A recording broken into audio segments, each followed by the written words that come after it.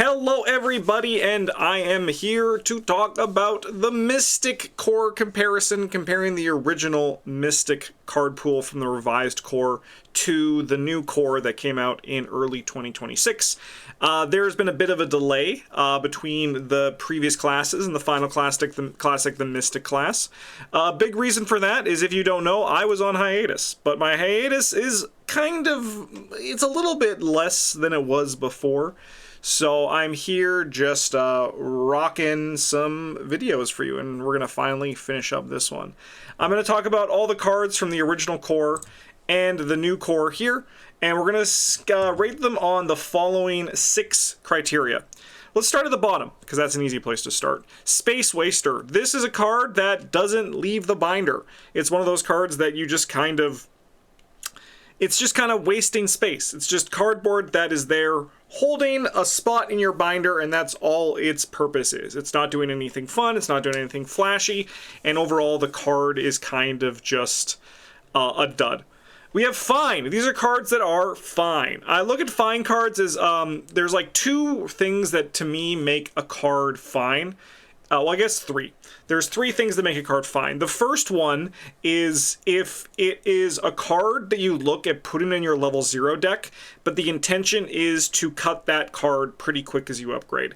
It wouldn't be a card that I would necessarily is like good or even like strong, but it's just a card that is fine. It serves its purpose, and when that purpose is filled, it is replaced by something better. Another version of fine is a card that is good, but as your collection gets bigger, it loses a lot of its power and ultimately falls to the wayside. Then there is the last one, which is kind of like a combo card, where it is a card that shines when it has more, when it has built all around it, but on its own, the card itself is just fine. Strong, narrowly used is a category that I actually think, while the card is strong, if it's not used widely, it's actually kind of a knock against the card. So that's where the strong, narrowly used comes in. It's below good, because while the card is powerful, if it's only used in 1 or 2 places, it's actually kind of wasting more space than it should be otherwise. Good cards are good cards. They're one of the cards that I would say are like gonna like blow the game wide open, but they're cards that you're happy to draw, happy to play, and they can really help you. Strong, universally used. These are when we're starting to get to great cards that are used quite commonly in decks. They can fit into a fighter, or like a clover or a flex in this class or role, and it just is like able to fill all those spots really easily. And then we have staple, which is nice, easy peasy. This card goes everywhere. It's a staple. You kind of have to find a reason not to play it with these kind of effects. Okay, let's dive in with Book of Shadows. So, 4 cost, 3 experience. You have 1 additional arcane slot as an action. Exhaust Book of Shadows, add 1 charge to a spell asset you control. This is a card that I had to read because I've really only played it a few times. There's a lower level version that was that people that came out later that was better because Daisy Walker could actually use it. But this card has been in the core set for like since the original, and it hasn't really moved like any needles. It hasn't really done anything at all. So I'm gonna put Book of Shadows into the Space Waster thing. It's just too expensive, it's too slow, and it's just not played. This card, Book of Shadows, was an easy Space Waster. I've never seen anybody bring it to a game day. And while I have played it, it was mostly just because in like 2023 I tried to play every card. Which, you know, that's a good reason to play a card, but it doesn't make the card good. Next up, we got Grotesque Statue. This card is also pretty expensive, but I think overall Grotesque Statue is a good card. It gives you some like chaos token manipulation, which is a very nice effect, and it's one of those things that if you don't realize the power of an effect like this until you actually like see someone use it, or you yourself try using it. And while again it is very expensive XP wise, like the 4 experience cost is not like easy when you get like a bigger collection, right? Because there's like other things you want to buy. Mystic is also a very top heavy XP class.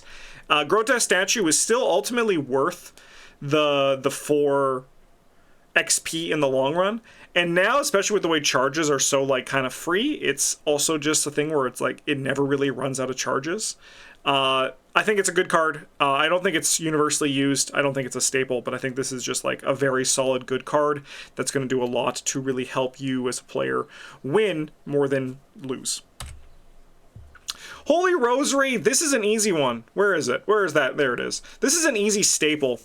For the longest time, this was kind of just something you put into your Mystic decks because you use your brain, your willpower, for everything.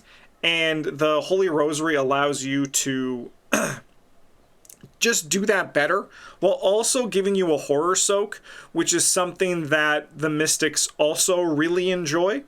So this one's a very easy staple. It's like one of those things where you were actually kind of doing a disservice if you were not playing Holy Rosary in your decks, right? So it's like you kind of had to play it, and it's generally, again, like I said, still played. Like it's still like a very easy legacy card. While there are some alternatives like the Crystal Pendulum, and even then in like the new Bloodstone, I think it's called, that just came out, it's one of those things where overall Holy Rosary is still going to do a lot, and it's worth the card slot, and it's still a staple even if there are alternatives. Arcane Initiate is another staple. I'm going to just tell you guys, when I was putting these all this stuff together for this core comparison, the Mystic class, it cooks. It's a very powerful set of cards, and that does continue into these cards as well. It's kind of crazy. It's one of those things where like I knew the Mystic core was strong, but like actually once we put this all together, it's going to kind of be crazy to see where this all this comes together. Why is Arcane Initiate so good? The Doom is in theory a downside, but it's so easy to play around that it's not really a downside. And card selection is very good in the Mystic class. The Mystic weakness has been, at least it was, card draw for a very long time. So Arcane Initiate giving them card draw, focusing on spells, meant that the Mystics were looking for Arcane Initiate to get those, because their spells were their powerful cards. The spells are what they put their experience in, so Arcane Initiate was able to do that. This is less of an issue going forward in Chapter 2 when we look at just that individual environment, because of some cards that we're going to get to later in this video, but Arcane Initiate was a staple for that reason. I actually stopped playing Arcane Initiate for a little bit just because I was like, I've played you for like 7 years, I need a break.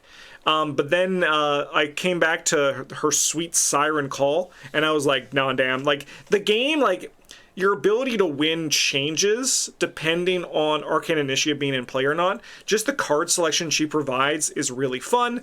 The only thing you want, it's really fun and very powerful, but the only thing you want to be very aware of is if you are Agnes Baker, because if you are Agnes Baker, you sometimes need to draw your signature weakness with her, which can be good or can be soul-crushingly bad. So just something to be aware of. If your weakness is a spell, you got to pick it up with her if it's the only thing available in the 3 cards. How's it going, Volcalos? Rite of Seeking. This is strong and universally used. I wouldn't say it's a staple. I wouldn't say an effect like this is a staple. Like, even though it kind of is, like, even though, like, it's the whole spell suite thing, they're kind of staples because that's what the Mystic class uses to get the job done. I wouldn't really call them staples, which might sound strange, but you just have to trust me on this. It's just the way it is. Like, it's one of those things where, like, I can't describe why I say big blue beautiful eyes, not beautiful blue big eyes, right? It's just one of those things that's the way it is. You have your choice of these Mystic spell suites. You can kind of choose the best one for your deck, for your Investigator, especially if you're playing in Legacy. but Rite of Seeking always got the job done. Its downside turns out wasn't much of a downside if you just use it as your last action. And if you're desperate, just try not to hit it. Like, you just try, and maybe you don't draw a symbol token, because there are more non-symbol tokens that will trigger this than there are symbol tokens. So just something to keep in mind if you are scared of Rite of Seeking. There's not that much to be scared of. Scrying. Okay. And there also is, for some reason in the revised core, they put in Scrying 3. Of all the choices they could have added, so I believe they added Rite of Seeking 2 and Scrying 3. Of all the choices they added, those were the cards they put into the revised core. So I've seen Scrying be played. I'm not high on these cards. I've seen decks where people have played Scrying for multiple reasons. Some Mythos control and some charge batteries. Those are like the times that I've seen Scrying be played, and they were successful in both of those. I think for that reason, I kind of have to put Scrying in the fine tier. It's a combo piece. It's great art, by the way. Fantastic art.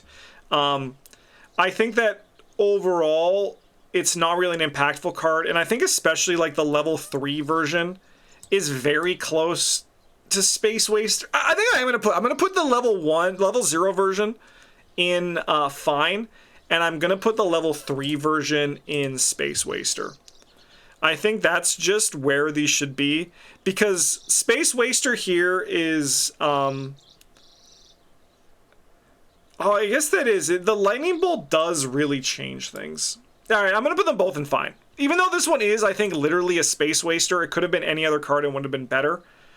I think that they have their purposes, and I've seen them be played, which I can say a lot more than Book of Shadows. The upgrade does make it worth it, like not having to spend actions for it anymore. I don't think these cards are great, though. They're definitely on, like, if there was a tier between Fine and Space Waster, which was, like, I think that I have to put it in Fine, even though I think it might be a Space Waster, it could be, like, the name of the tier, I think that's where I would put Scrying. Because I think that overall it's just, like, there's other ways of Mythos management that I think are easier and better. Being able to control your deck is a little bit interesting. Yeah, I don't know. I think this is fine because, like I said, I've seen where they've been played. I've seen them in combos, so I feel okay putting them here. Shriveling is another. I'm gonna put this is level 0 Shriveling. I'm gonna put the level 0 Shriveling in good because it is good, but it's not like you're gonna upgrade out of it. It's one of those things where you're gonna. I mean, it is also kind of a fine, but you do need to like use it. It's just a gun. Oh, Doug Lloyd, 11 months of the Golden Table. Thank you for your support, and everyone, hail Satan, let's go. But yeah, I think it's a good card.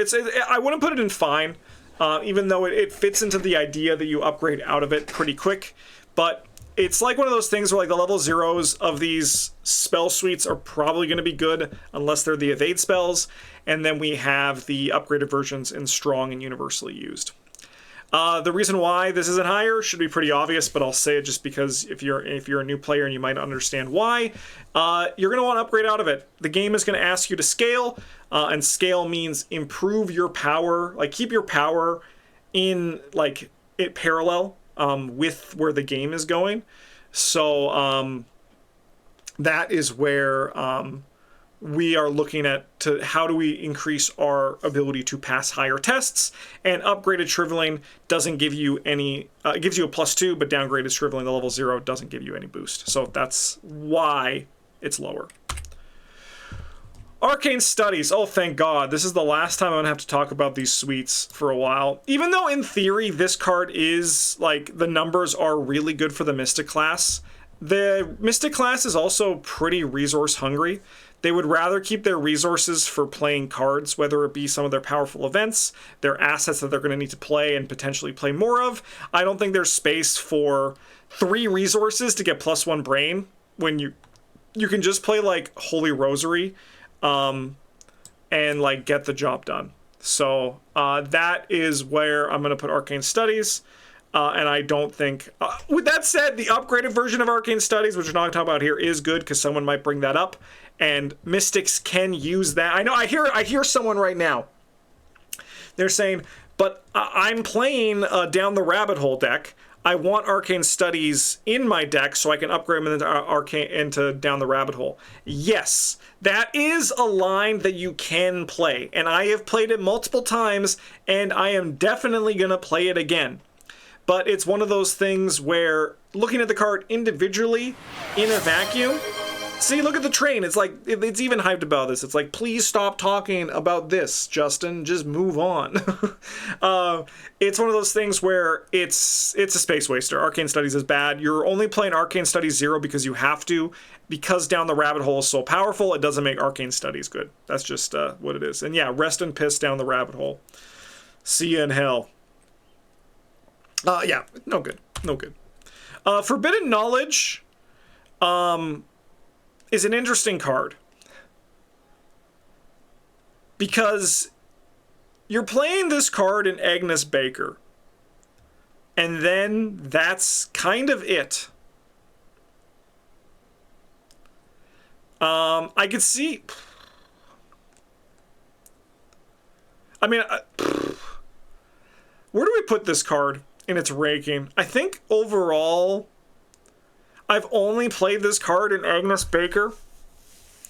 I think it's going to get a little bit of a stock improvement with Mr. Jim Culver if you're playing in Legacy. You can't see me. There he is. But I think that as a whole, I'm going to put Forbidden Knowledge in Space Waster. Because I don't think it's good enough to be in Strong Narrowly Used, which is like... At this point now, the titular card in Strong Narrowly Used is Old Book of Lore, which is an incredibly strong card that is narrowly used. I wouldn't say that Forbidden Knowledge is a strong card, but I would say it's narrowly used. So I think I'm going to put it down in Space Waster. Because again, you really only play this in Agnes Baker. And I'll be real, it's good in Agnes Baker, but I don't miss it if it's not in Agnes Baker, because I think there's a lot of other tools that you can use to take advantage of this. So I think ultimately Forbidden Knowledge is not great. It's not great. Blinding Light. So this is the level 0 version, and then we have the level 2 version. So I think I'm going to put the level 2 version in good, and we're going to put the level 0 version in fine. So, these read as evade spells, and for the longest time I treated them as evade spells, but I think the reality is that once you realize that these are damage spells, they become a lot better. There is the slight downside with the token that, like losing the action is really bad, but 2 damage on an evade is a very powerful ability to have in your back pocket, and you can kind of also just use it as your last action, like Rite of Seeking, so it lives in a very similar space that Rite of Seeking does. So it's just something for, like, consideration for, like, when you're building your deck and you're looking at an event-focused deck, it really can pop off in ways that were not really expected when I first was playing this game. I'm putting the level 0 version in fine, mostly because it falls into that thing where, like, if I'm playing Blinding Light, I'm looking to get to the level 2 version ASAP, so I'm going to play Down the Rabbit Hole for it. Down the Rabbit Hole bursts from the ground like a zombie, being like, I'm not dead yet, then it eats my brains, and I say, yes, the value's insane. So, yeah, that's where we're going to put Blinding Light. Then we got Drawn to the Flame. I'm going to put this one in Strong, Universally Used. I don't think it's a staple. I do think its equivalent in the new core might be a staple. That card is very good. But Drawn to the Flame, what's keeping it out of a staple is 2 things. One, I don't see a lot of Fighter Mystics playing this card, although I think they should. And 2, I imagine that a lot of newer players are a little bit scared of playing Drawn to the Flame, which makes it feel like less of a staple than it is. Because I think ultimately, if I was being to what I think the universe should be, I do think that Drawn to the Flame should be a staple card. And I know you might be saying, but Justin, this is your list. You can do whatever the hell you want. You could put it in staple, but I'm trying to be true to the universe, right? I'm not trying to change the course of history. I'm just here to make a fun little video and just obey the laws of physics in the world of Arkham Horror. And to me, the laws of physics, from what I've seen, is that Drawn to the Flame isn't a staple. It's not as ubiquitous as the other ones as I've played, although maybe it should be. 2 clues for an encounter card is pretty free. Now, what if there was some way of doing this that was even more free? Now, wouldn't that be crazy? Well, maybe there is. Maybe there is. It's not this card. This is Mind Wipe. This is a Space Waster. Yeah. Mind Wipe. Yeah. So this is, you can blank a text box. Ages ago, a little bit of PBG history here for people who might feel so inclined to know this, is that I did a video where it was for a series called Delve Too Deep, and the idea was I would delve deep into a card to see its applications and when it could be good. So with Mind Wipe, I looked at every enemy in the Dunnage Legacy, and I was like, okay, so what are the enemies that I would want to Mind Wipe here? And I kind of rated all those enemies on different metrics on, would this be worth it? Why would I want to Mind Wipe this? What scenarios have these enemies that I want to Mind Wipe? Because I tried to, again, on the name of the tin, delve too deep, go like way beyond what I should have been doing. And then I finished it, and I was like, at the end of the video, I was like, I'll see you soon when I do this for the Path to Carcosa. And then I released the video, and I was sitting on it, and I was like, no one's ever fucking playing Mind Wipe. Why am I gonna ever do that again? Like, why am I ever gonna do that for Path to Carcosa when no one is playing Mind Wipe? Like, you're playing Mind Wipe only in the Dunnage Legacy, pretty much, and like maybe one other use case that isn't worth it. So overall, Mind Wipe, thumbs down. It ruined a whole series. I didn't even try for any other cards. I was just like, nah, man, that ain't right. Mind Wipe, you fricked things up. Great art though. All right, Ward of Protection. This is an easy staple. Easy staple here. Now I know I said earlier that I'm not really like that. The top staple is so loaded for the Mystic class, and it might not look like it compared to some of the other classes, but these cards are very powerful, and Ward of Protection is kind of like the capstone to that. Being able to just say no to a Mythos card is a very, very powerful effect. And at the cost of 1 horror, which as you can see, we have Horror Soak coming out the wazoo in our other staples, or in the case of even Agnes Baker when this box was just released, being able to turn that horror into damage was a very powerful thing.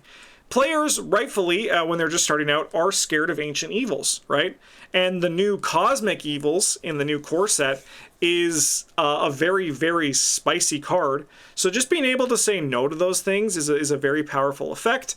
And then as you kind of become, your threat assessment changes, and you realize that, ooh, I can tank this Ancient Evils, but suddenly you're like, ooh, but I don't want to take like potentially 4 damage or discard my entire hand or lose like actions on my turn or like drop clues, right? I can just ward that, right? So like it becomes the perfect counter to whatever the biggest threat for you in the moment is, and that's why Ward Protection is so powerful. On its baseline, it's used to stop Ancient Evils, which is still a very good use case for the card, but it also becomes the perfect threat, like destroyer for any sort of treacheries that might really hinder the game plan. And then we got Fearless. I think Fearless is... for me, I'm going to put this in strong and universally used. I'd like to go on record and say I tanked 4 Cosmic Evils in the last scenario of the new 3-scenario campaign, and it cooked me. It's like, yeah, the Cosmic Evils, I think it's scarier than Ancient Evils. And someone in one of the previous videos left a comment being like, how can it be scarier when it's on its baseline just an Ancient Evils? And I'm like, don't underestimate what the power of choice can do to players to put them in a worse scenario, right? I'm not saying what Sheikah is saying, that you chose to take the damage in horror every time, but as soon as players start have the option to take the damage and horror, they're suddenly going to be like, yeah, I'll take the damage and horror, and then it surges into a new card. When the reality is that just having it be the Ancient Evils may... I'm going on a different tangent here, but it's one of those things, right? But it is. I think it is a scarier card because the power of choice can really, really hurt you as a player without even realizing that it's hurting you. It can also help you, yes, but it also can really, really, really hinder you. Okay, so let's say you did take a direct horror from your Cosmic Evils. Fearless is a good way of healing that horror. It's also a good way of healing the horror that you might be taking on your Ward of Protection. In theory, your Forbidden Knowledges, but don't play it. I stopped playing this card. I stopped playing Fearless for a while, and then I started to play it again. And it's kind of like the Arcane Initiate, where I was like, I should have been playing this card the whole time. There are so many costs in the Mystic class that are just like, hey, why don't you take a horror for this? Why don't you do this? Yada, yada, yada. And just having that ability to extend your life with the Fearless was very powerful and something that I should have been doing more of. So, yeah. Okay, that is what we got here for our Mystics in the OG core. So pretty top heavy, like we have a good 3x3 grid up here, which is very appealing to look at, if I do say so myself. And then we have our Fine and our Space Wasters. The Space Wasters are wasting a lot of space. It's been a while since I've done the other classes, so I don't really remember how those ones looked. So don't know how this compares to it. But I think that it's a very powerful card pool. Really listed on the back of like these three cards, and then I would say like Drawn to the Flame is kind of up there again, but very powerful pool. And this is a little bit different here for these the new core, the core 2026, for two reasons. Maybe only one reason. I've played with a lot of these cards at this point now already, which was not the case for the original core comparisons. So I have a little bit more to kind of like work with here in my mind. But I think that this is a very powerful set of cards. I think that the Mystic core, while it's going to have some stinkers that you're not going to really look at or play too much of, I think that as a whole, this is a very powerful set of cards. I think that across the entire core set, like core 2026, I think that the Mystic class ate the most, and I think that they're left with the strongest pool of cards. Again, because I think that their top end is really good, but I think that they're kind of just supported across the board. And their new spell cards are very powerful. Their new spell cards are very powerful. And at first I was like, but why haven't they put the upgraded second sight here? We kind of know why, right? We know what this is going to be. But I think as a whole, this new spell suite is solved a big low player count Mystic problem that I always would talk about them having. And I think that it's a good solution, but is it too good of a solution? I think the cards are very powerful, and I'm very excited to talk about them now of where I think they might live. So we'll start with Lucky Charm, and I'll read these cards because they're newer to me and they might be new to you. 2 cost, asset, takes up the accessory slot, soaks for 2 horror, uses 4 charges. As a lightning bolt, spend 1 charge and exhaust Lucky Charm. Move 1 damage or horror from a card of your location to a card you control with a health or sanity value. So this is a very interesting sort of Mystic card. It's kind of like healing for you or your teammates, and it's also kind of like asset removal. You can use it to destroy assets that you might want to get rid of. We have a bit of context because of the starter decks. So for example, we know that Arcane Initiate is back. We know like that's the case. So it's one of those things where they have like you have options for where you want to put the damage and horror for like reasons for that. And then also just like we know that there's some other synergies that come with it. So I think that overall Lucky Charm is a very playable and good card, and it explores aspects of the Mystic class that is rewarded in this card pool in a very interesting way. Trace, thank you so much for 32 months at the Golden Table. For Lucky Charm, I think that overall this card I'm going to put in the good tier. I think it's gonna have a lot of homes and a lot of cool discoveries. I think it's less ubiquitous than Lucky Charm.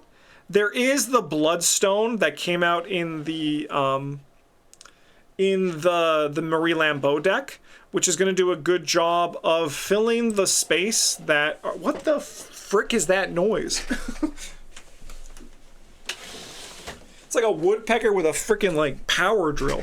Anyways, like I think that Holy Rosary is obviously better than Lucky Charm. I think the Bloodstone or whatever it's called is better than Lucky Charm. So I think it's going to be one of those things where I think the reality is that it's still going to be squeezed out because Mystics still want to use brain, right? They're still going to want to use their willpower. They're still going to want to use their brain to get shit done. So I think that Lucky Charm is ultimately... Oh, that's you? Okay, that's no problem, Johnito. I forgive you then. That's all good.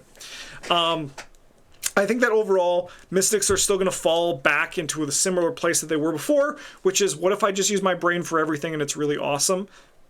But I still think that Lucky Charm is going to have decks where you are going to want to play it because the effect is very good for a multitude of Mystic reasons.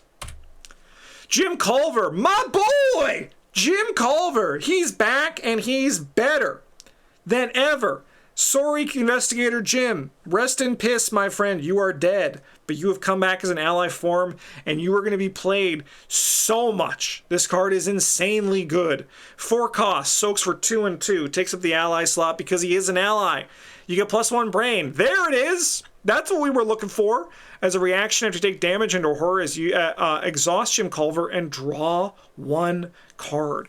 You know, I was talking about earlier about how Mystic card draw was one of the things that the class was kind of lacking. And then they made, like, Arcane Initiate was there to give you focused card draw. So then, kind of by the nature of the class, because of that, everything kind of funneled towards spells. You wanted to play spells because your Arcane Initiate was your card draw to give you the spells to get the job done, right? Like, so it was kind of one of those things where Mystic kind of became the spell class. So then, Jim Culver is here just giving the Mystics general card draw, which means Mystics now have more freedom in what they can do because of that. It's one of those things where you don't know the restrictions unless you're in the restrictions. It's why, for example, Luke Robinson was such a fun investigator to play, because yes, his ability is good, but because he could lean on Seeker card draw, he was able to take advantage of that to not have his card draw be so focused into only one thing. So because now Jim Culver, the ally that also gives you a brain boost, is just giving you card draw, Mystic as a class have opened up because of that. And this also carries through, I know, in the Marie Lambeau deck, which I didn't have the lists for these other decks when I recorded the previous core comparisons, so the Mystic's getting a little bit of a boost. Card draw is actually really good in Mystic now, which is kind of crazy with it. I like with Mr. Wonderboy saying he's literally perfect, but he somehow gets better because the upgraded version of Jim is also insane. Jim Culver is a staple. This is an insane ally. I know that there was a lot of hype around Olivier Bishop, and they're like for good reason. The guy is incredibly powerful as an ally. I somehow think that Jim Culver is a stronger ally than him because while movement is good, cards win card games, and I think that's what pushes Jim over the edge. Phenomenal. And it doesn't have to be the damage on him. It's just like damage on you as well, which you're going to be doing as the Mystic class. So like, it's just one of those things, like when we look at all of these cards that are coming up next, just keep in mind, remember that Jim Culver, all of the times you're taking damage in horror, you're also, in theory, if you're a pro player and you mulligan like I do and just always have Jim Culver in your opening hand, it's really good. All right, one second, just gotta look at this. Get out of here, phone. No one likes you. No one likes you, phone. Alright, Cosmic Flame.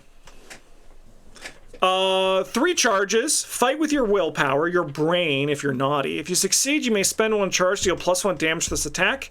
If you reveal a skull token during this test, remove 1 charge from Cosmic Flame. If you cannot, take 1 damage and discard this card. So, When I was talking earlier about the Mystic problem, about what the Mystics had for the lower player counts for the longest time, was they never really had like a good way of dealing damage in ping amounts without having to play a card that was ultimately suboptimal. So now what they're able to do is they're able to take advantage of having an asset that deals the damage for the killing the big enemies, but also having the damage that they can just deal to the small enemies, right? So like, for example, let's just say you're a one fight mystic and you have a rat and you're like, okay, I could spend a bunch of resources try to punch this guy, but I'm also just like, what if I just like zap him with my shriveling? And you're like, that kills the rat for sure, but it uses one of my shriveling charges, which is bad. And then you're like, oh, but I could like commit these wild icons to punch the rat, which is good. It gets the job done. But it's like now those resources that I could have spent for staying alive for like a foot test, I had to use on a rat, right? So it's like one of those things where Mystics by nature had to... it was a weakness of the class. And you could say that it was a good weakness of the class, but there are other weaknesses that I think are better to have when it comes to design and gameplay than just like, I suck at a rat, right? Like my spell, like I have to play like this other card when, I don't know. It's just like one of those things where, yeah, I know the rat is an example, but it kind of like cascades into other enemies where the Mystics, you just generally were more overwhelmed at lower player counts by enemies because you were spending your resources, which were limited, on rats when everyone else, even somehow a frickin' Seeker, because they could just replace the cards that they committed to that rat test very easily, are like able to solve that problem much easier, right? So it kind of just like cascaded from that. So having that in Cosmic Flame does a very good job of giving the investigators more control, more power, and again, lets them do more fun stuff. Because now, instead of having to play Wither or the, I don't know, like Ceremonial Sickle or whatever it's called, or even like whatever that the curse card was to like kill rats, you can now just play Cosmic Flame and it gets the job done, right? And it's like those two cards that you use to do something else are now card draw or a cool event or like some sort of fun card, and it just like makes your decks better because of that. I think the Cosmic Flame, I think I'm still going to put it in good because it follows the same, yeah, the Wicked of Thame, that's the one I was thinking of, thank you. It still follows the same sort of space as Shriveling, where the card is good, but you are going to want to upgrade into higher versions to scale with the game. So same sort of thing there. As for the level 5 version, I don't think it's going to be a staple for the same reasons that I don't think like Shriveling 5 or like even like Shriveling 3 are staples. Just because, again, it's a Kluver is not going to want to put 5 experience into this. But this card is cracked. This is an insanely powerful card. I had the opportunity to play with this card a few times and seen with it played, and let me just tell you, it's impressive as hell. This card is nuts. It's worth 5 XP, right? It's not like too powerful because it does cost 5 XP and you do need to find it. Luckily we have card draw and again Arcane Initiate's back, which makes it easier, but this is a card that I think is going to be very, very good. I know that if you watch the previous core comparisons, especially if you're watching them all at once, this one is less speculative than the other ones. It's because I had the opportunity to play with these cards, and I know that Cosmic Flame is very strong, and I know it's going to be used a lot. Absolutely insane asset. It's going to just get the job done. Second Sight.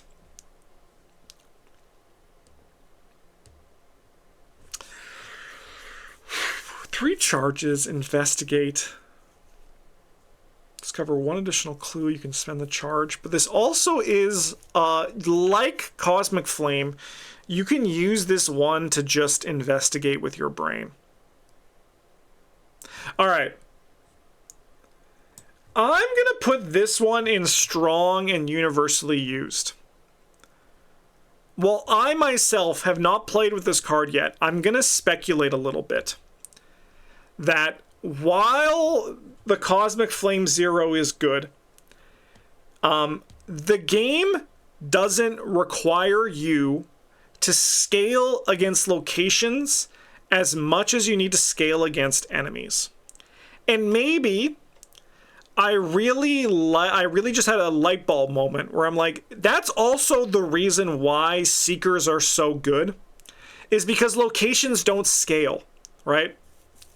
So it's like one of those things where they just get more efficient, while fighters need to scale with it. And I think we're kind of seeing that with Second Sight. Like, yeah, this has the ability to discover additional clues for the charges, which is something you can use it for. That is very powerful. But just having like the baseline of having to investigate to get clues, just using your willpower, like 5 is going to beat a lot of locations. Turn it into like a 7 with a committed guts or something like that is very good. So I think that it's just like it stands the test of time and doesn't require the scaling. I think like the level 5 version of this card in the Marie Lambeau deck is actually probably worse than the level 0 version. I think you're right, Mr. Wonderboy. Cultist being a rarer symbol, and some campaigns it's not even in it, is something that is a good consideration for like Second Sight. And it is also costs 1 more than Cosmic Flame, but if you look at all, that's actually pretty. It's one of those things where if you look at all the spell suites, the Mystic one, sorry, the Clue one is always a little bit higher. The damage is in the middle, and the Evade one is in the lower. Is the cheapest one. So it's like one of those things that actually is pretty standard for how these things are. It's one of those things where it's just how it is, because clues are. You generally should be paying more to get clues easier, which I think is fair, than paying more for damage, and especially more than evading. I think they call it Second Sight though is a strong, and it's going to be universally used. The Mask of Silenus. This is basically our good friend Grotesque Statue. It takes up the hat slot, everyone's favorite slot.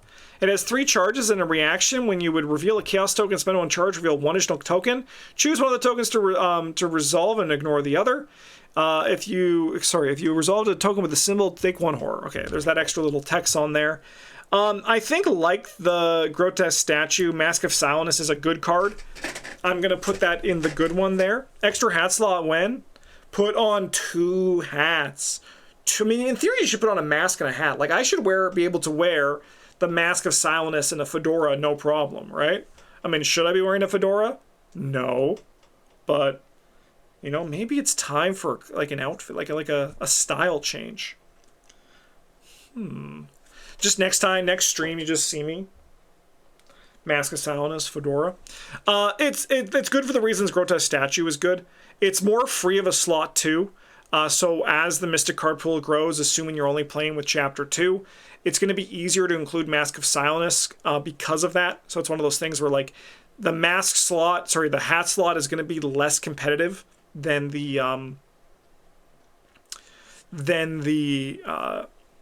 hand slots are. So that's really nice for Mask of Silenus. It's also a really good one of. Again, there's a lot of ways to refill charges in Legacy, so it's going to be a little bit easier to play than the Grotesque Statue.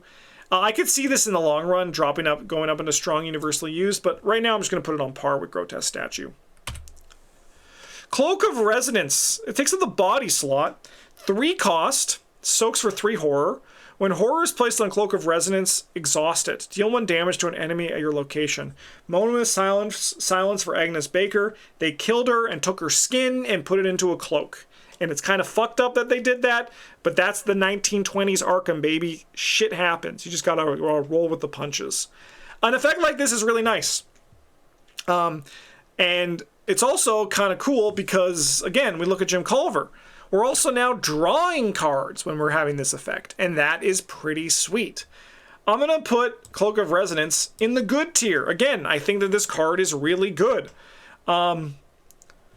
This shit's crazy. Guys, this is crazy. The Mystic class is crazy in the new core. Like, I'm just looking ahead. Like, this is wild. Do I think that Cloak of Resonance could fall out of favor and kind of become fine? No. I think this card is good, and I think this card will remain good, and I think that there is a lot of juice to be squeezed from Cloak of Resonance that we're not even aware of yet. I think that this is going to be a combo card. Like, it's hard to not want ping damage and horror soak.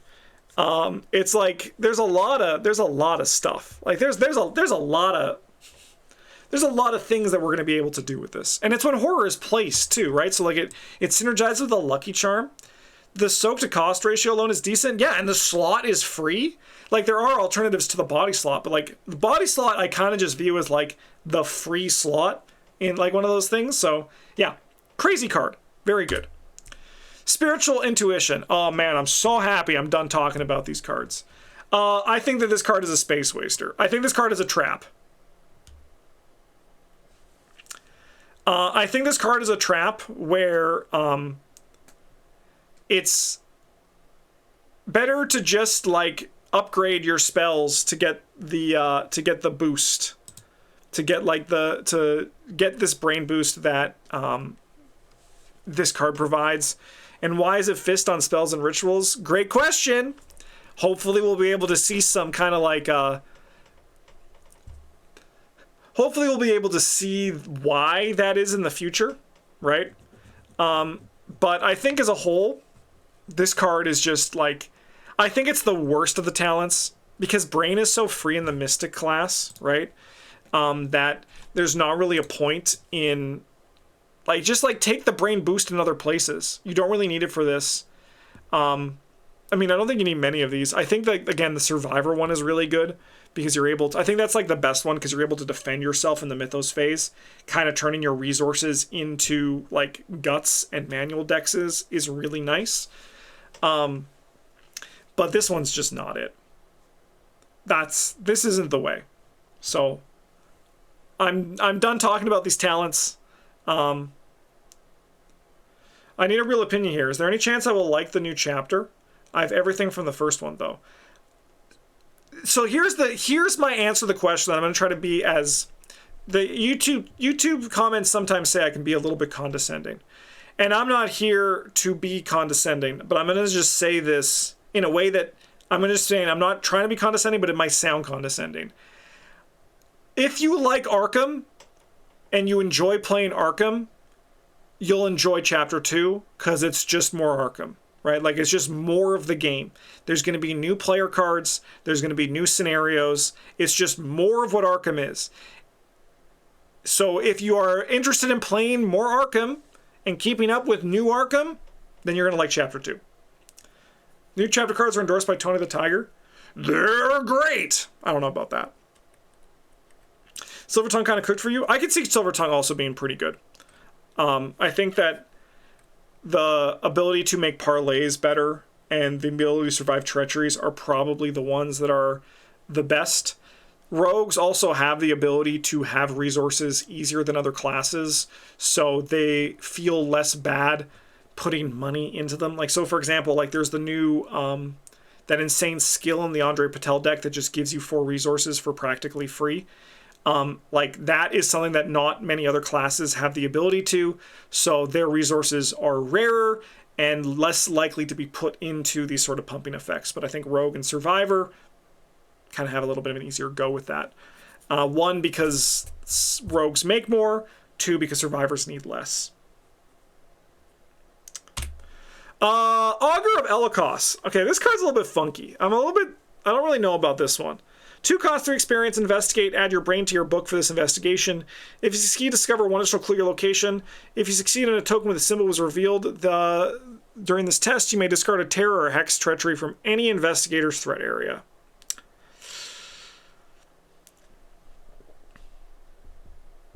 So I understand why. At first I was very confused of why they didn't include the upgraded second sight in the core set. And I think it's because, again, the level 0 second sight is also just like good, right? Like it's just like we'll get the job done. I think that this is an effect that when you look at this card in the scope of Legacy, you're like, why would I ever do this when I can just play Read the Signs, right?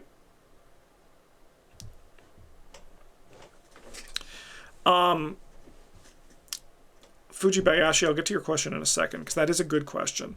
It's like, why would I play this in, like, Legacy, right? But in Chapter 2, the value for getting clues has changed. They actually changed a lot of the values if you are playing Chapter 2 or current, so it's going to be one of those things where it's going to be impactful. I think overall, Augur of Elikos is just fine.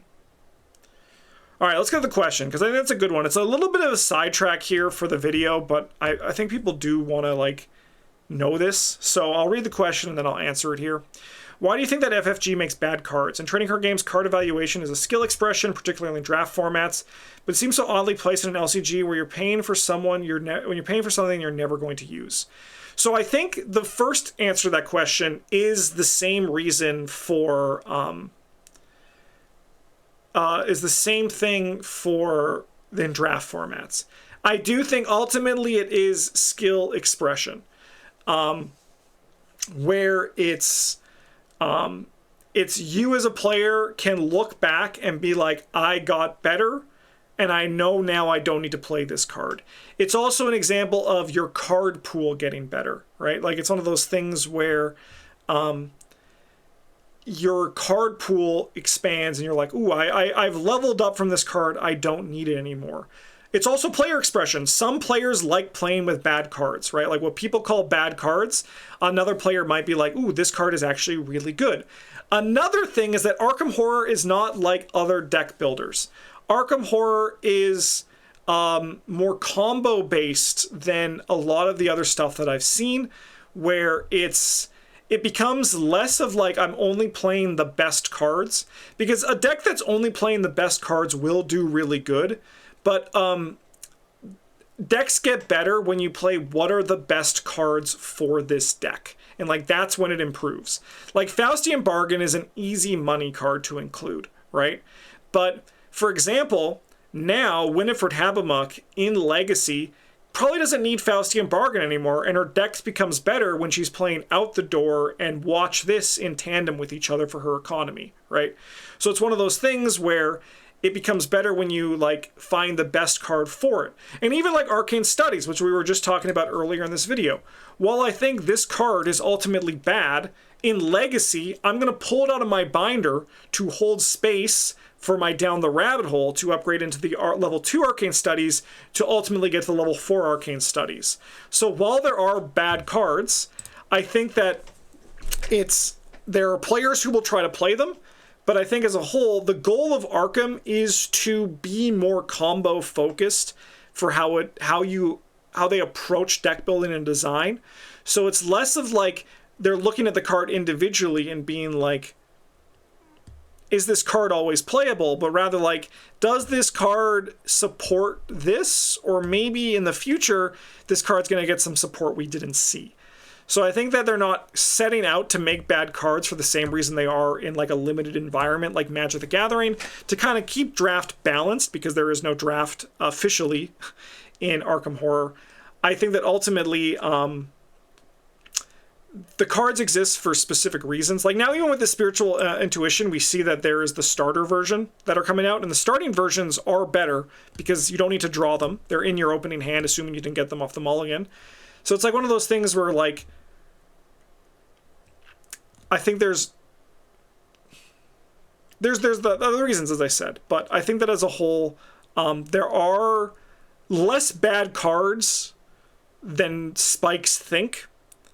There are more ways to make them work in a spiky fashion, right? And yeah, and also just like, I mean, I think there are some just absolute duds, but I think those also could just be failures of design, right? I think that's the other thing. I think it's less setting out to make it and more like it was an attempt at a design that ultimately failed, is I think the third kind of category for it. So player expression, skill expression, combo based, and then some designs that just miss the mark. Those are why I think they make bad cards. It's like one of those things where like maybe there was a card that was bad, but like in testing, it was like, they were like, we could put draw a card on this. And then they were like, ooh, this is too good with draw a card. We take it off and suddenly the card just becomes like unplayably bad, right? But Premonition! Yo, Premonition! That's good! I don't think it's strong and universally used. I don't look at Premonition and I think that, like, this card is bonkers, but just having, like, control on a token, being able to react to a token, using it during a test you want to pass to make sure you pass that token, or know what amount of resources you need to put into it, is a very, very powerful effect. And I think that Premonition is a nice piece to have here. I think that overall, a lot of people are not going to play this card in the long term, but I think there's a lot of homes for Premonition that the effect is just always good. Ward of Protection. Staple for the same reasons that we just talked about. And by just talked about, I mean, like, what is it, 30 minutes ago? But yeah, Ward of Protection, still very good. I'm glad it's still here. Hey, it also now draws you a card. That's kind of crazy. Hey, now it also, like, deals damage to an enemy. It's like Agnes Baker, but you're also drawing a card. That's pretty good. That's crazy. And you're also stopping a Cosmic Evils? That's crazy. Crazy stuff. Will of the Cosmos. This is a 0-cost event. Place 1 Doom on a player card you control. Then discover 1 clue at your location and 1 clue at another revealed location. Doesn't even have to be connecting. It's just any location. This is a staple. This card's insane, guys. This card is nuts. It's nuts. This card should be a crime. This card is illegal. It's very powerful.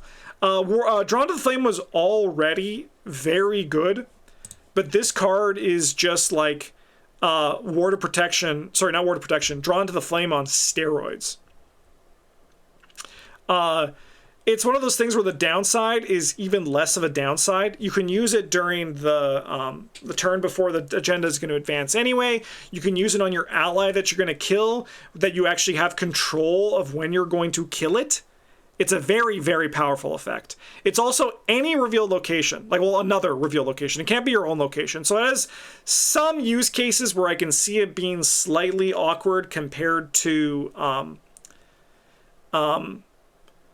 like how Drawn to the Flame was of just getting 2, but it's just funky. You can put it on Premonition while it's still in play. Yeah, it is a card you control, right? Yeah.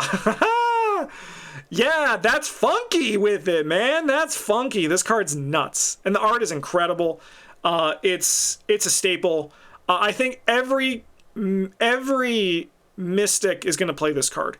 And if you're not playing this card in your Mystics decks, you're making a mistake. Dexter Drake already loves it. Marie Lambeau loves it because she's kind of just like in like suicide damage mode, right? Like it's a very powerful card. Insane card. Fearless 2. So it's like Fearless, which I put in the strong and universally used. Yeah, brother, I think this one's still going to be strong and universally used.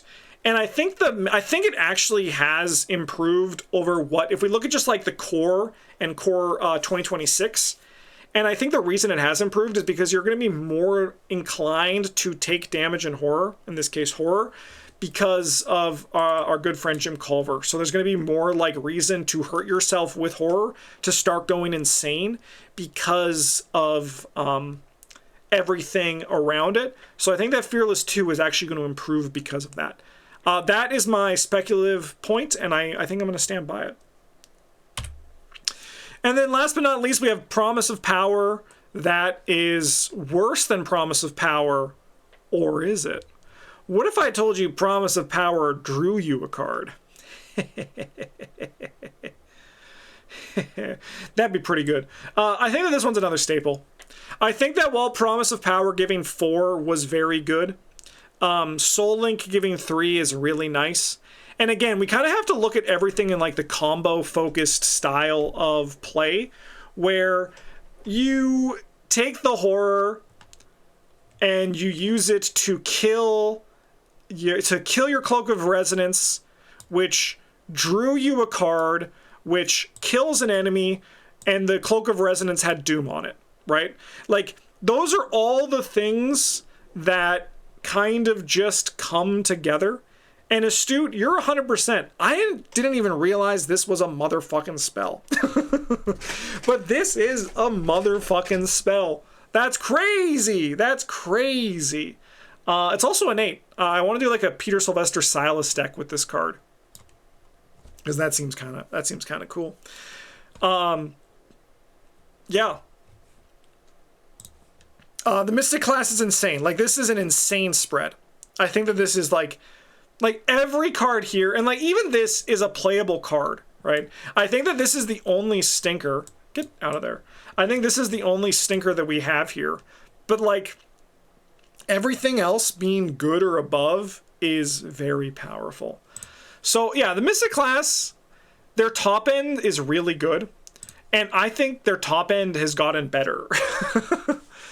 And like the spell suites, like even though that like Shriveling is in good and Cosmic Flame is in good, they're kind of like good plus and like strong universally used plus. Like they're better than Shriveling. Like Cosmic Flame is better than Shriveling.